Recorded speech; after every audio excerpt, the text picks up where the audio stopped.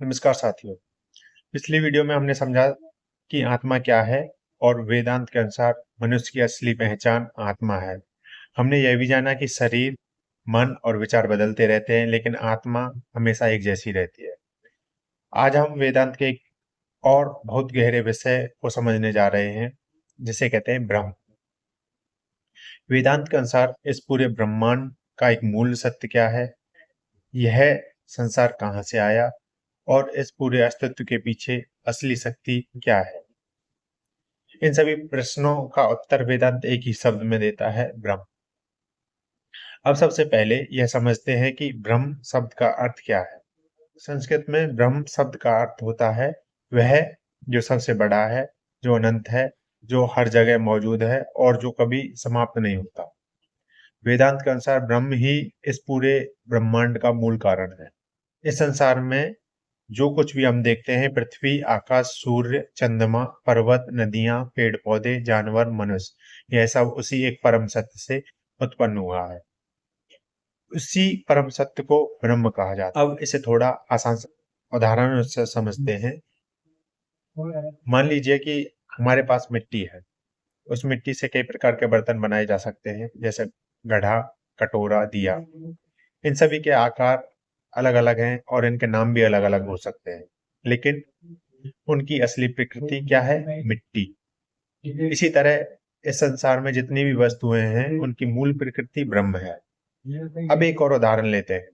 समुद्र में बहुत सारी लहरें उठती हैं। हर लहर अलग अलग दिखाई देती है।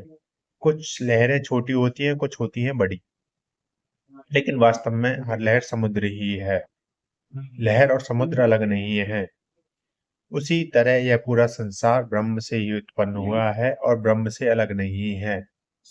उपनिषदों में कहा गया है कि ब्रह्म ही इस पूरे ब्रह्मांड का कारण है।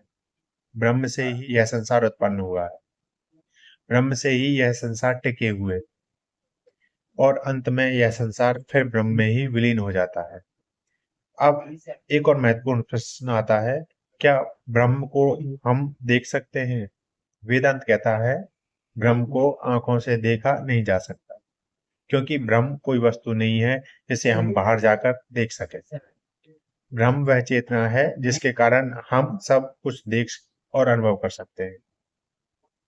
जैसे बिजली के बिना कोई बल्ब नहीं जल सकता, उसी तरह ब्रह्म के बिना यह संसार में अस्तित्व ही नहीं रह सकता। उपनिषदों में ब्रह्म के बारे में एक प्रसिद्ध वाक्य कहा गया है, सत्यम ज्ञानम अनंतम ब्रह्म। इसका अर्थ है ब्रह्म सत्य है, ज्ञान है और अनंत है। इसका मतलब यह है कि ब्रह्म कभी नहीं बदलता। वह हमेशा एक जैसा रहता है। वह समय और स्थान से परे है। अब एक और महत्वपूर्ण बात समझते हैं। वेदांत के अनुसार ब्रह्म निराकार है। इसका मतलब है उसका कोई आकार नहीं है। वह किसी एक जगह तक सीमित नहीं है। वह हर जगह मौजूद है। वह इस पूरे ब्रह्मांड में व्याप्त है। अब एक गहरा प्रश्न आता है, अगर ब्रह्म हर जगह है तो क्या हम भी ब्रह्म हैं? तो वेदांत का उत्तर है हाँ। वेदांत के अनुसार आत्मा और ब्रह्म अलग नहीं है। हमारे अंदर जो आत्मा है वही ब्रह्म है। उपनिषदों में इस सत्य को समझने के लिए कुछ महावाक्य कहे गए हैं, जैसे अहम ब्रह्मस्मि, जिसका अर्थ है मैं ब्रह्मा हूं। और एक और महावाक्य है तत्त्वमसि, इसका अर्थ है तुम वही हो। इसका मतलब यह है कि मनुष्य की असली पहचान केवल शरीर नहीं है, उसकी असली पहचान ब्रह्म है। लेकिन अगर यह सच है तो हमें इसका अनुभव क्यों नहीं होता?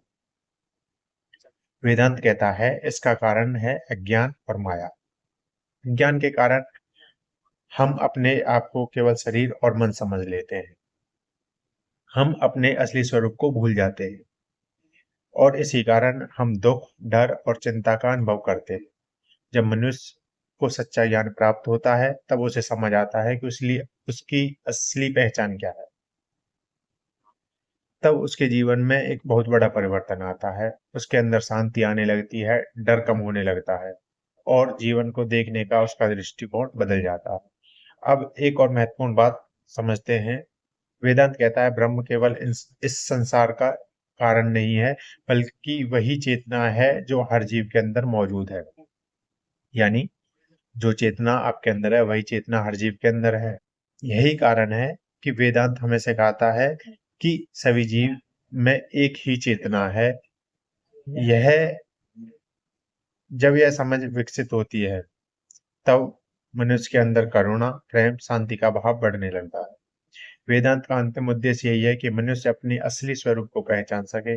जब मनुष्य यह समझ लेता है कि उसकी असली पहचान ब्रह्म है, तब उसे जीवन का वास्तविक अर्थ समझ आने लगता है और यही समझ धीरे धीरे उसे मुक्ति की ओर ले जाती है। अगले वीडियो में हम वेदांत के एक और महत्वपूर्ण विषय को समझेंगे, माया क्या है। क्योंकि वेदांत में माया की अवधारणा को समझे बिना ब्रह्म को पूरी तरह समझना संभव नहीं है। धन्यवाद।